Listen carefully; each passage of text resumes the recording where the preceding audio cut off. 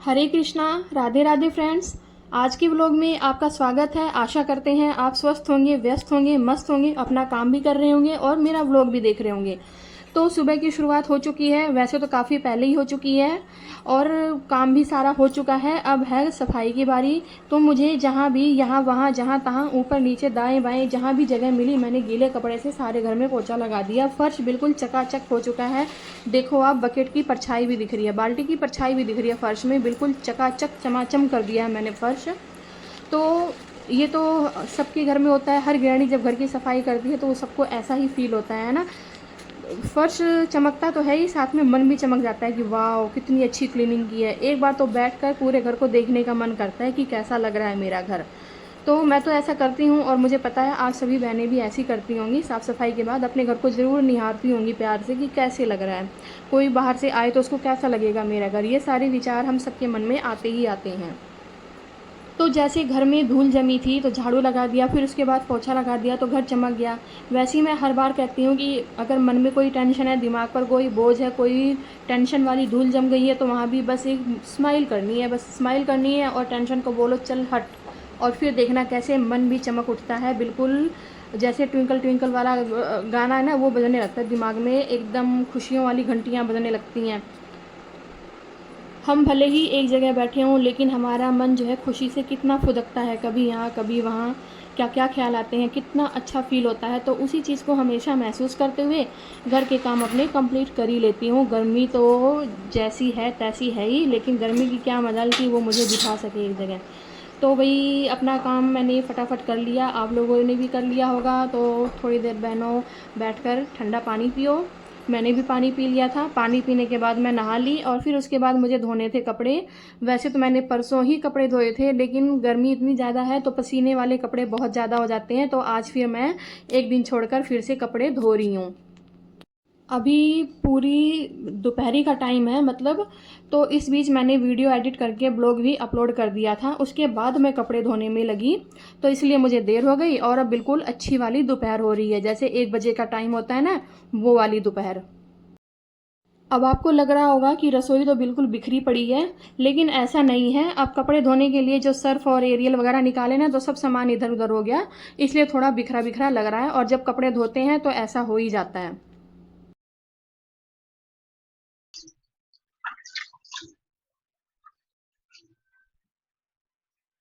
दोपहर के पूरे पूरे 1 बज रहे हैं और मैं धो रही हूँ कपड़े, क्योंकि परसों भी कपड़े धोए थे, वो भी प्रेस करने हैं, साथ में ये भी अभी सूख जाएंगे आधे घंटे में, तो इनको इकट्ठे ही प्रेस कर लूंगी। और इतनी ज्यादा गर्मी है कि बार बार प्रेस लगाने का तो मन ही नहीं करता, इसलिए कपड़े इकट्ठे करके और फिर मैं इकट्ठे ही प्रेस कर लेती हूँ।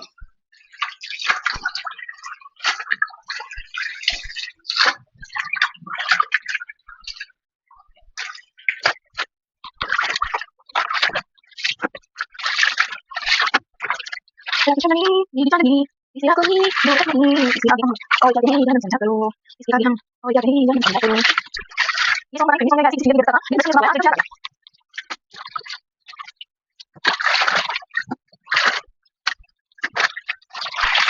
चाहते हैं हम तो बस एक नंबर की तरह से हमारा तुम ना हमें तुम तो हमें हमारे वो हमारा ऐसे हाल में मैं तो हम भी ना कर हम हम सारे हम भी जाने सारे थे ये लड़ी कभी बस हमारा भी सारे थे हमको सिर्फ सिखाया है हमको सिर्फ सिखाया है।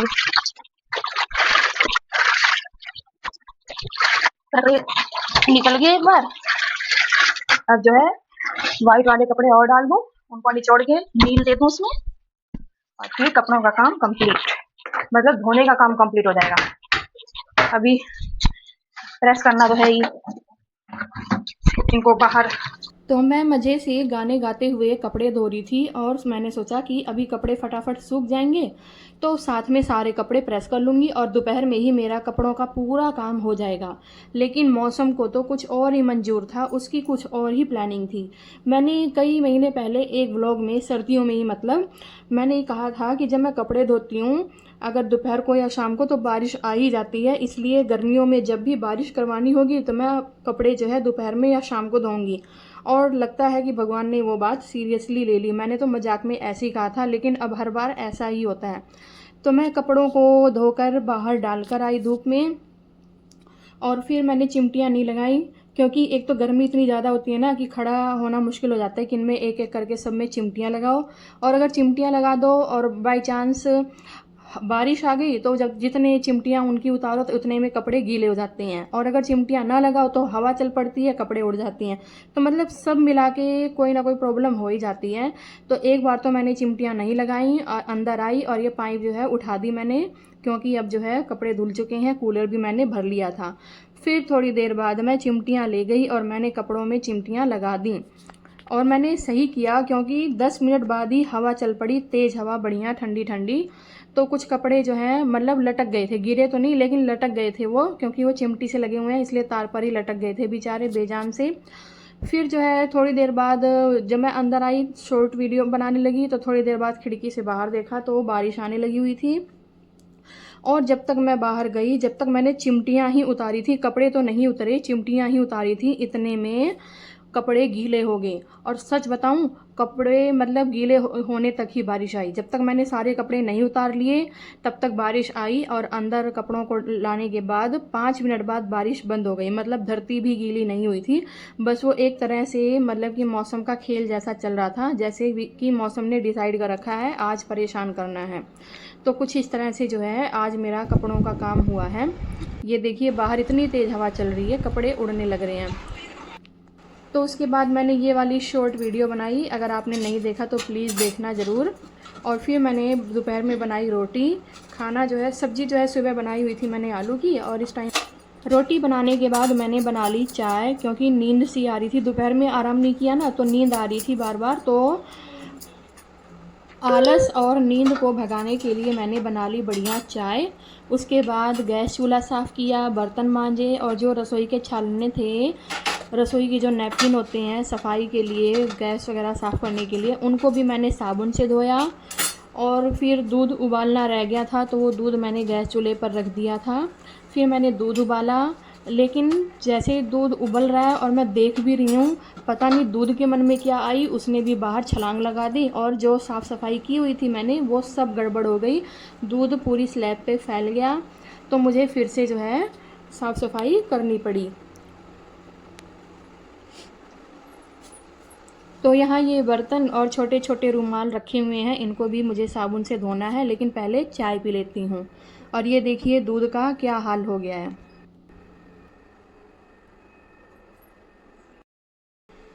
ये मैंने सारे छालने साबुन से धो दिए, और जब इनको साबुन से मैंने धो दिया तब ये दूध जो है बाहर निकल गया सारा। अब मुझे ये फिर से कपड़े से साफ़ करना पड़ेगा, इसको फिर साबुन से धोना पड़ेगा। तो कई बार ऐसा भी होता है, और हम लोगों का काम ऐसे भी बढ़ जाता है।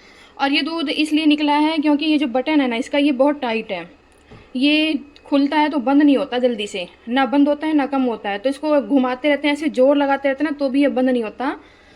तो इस बटन को ठीक करवाना पड़ेगा, और इसी चक्कर में जो है आज ये इतना दूध निकल गया। फ्रेंड्स, अभी मैंने कपड़े छांट दिए हैं, मतलब इनको मुझे फोल्ड करना है, और ये वाले कपड़े मुझे प्रेस करने हैं। तो फिलहाल कपड़ों का काम पूरा करती हूँ मैं, और मिलते हैं आपसे नेक्स्ट व्लॉग में।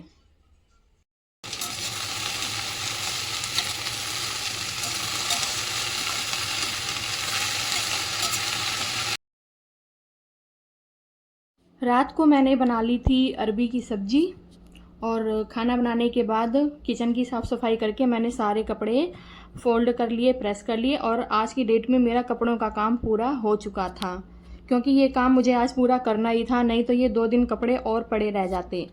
तो फ्रेंड्स, वीडियो कैसी लगी कमेंट करके ज़रूर बताना। जय श्री राम।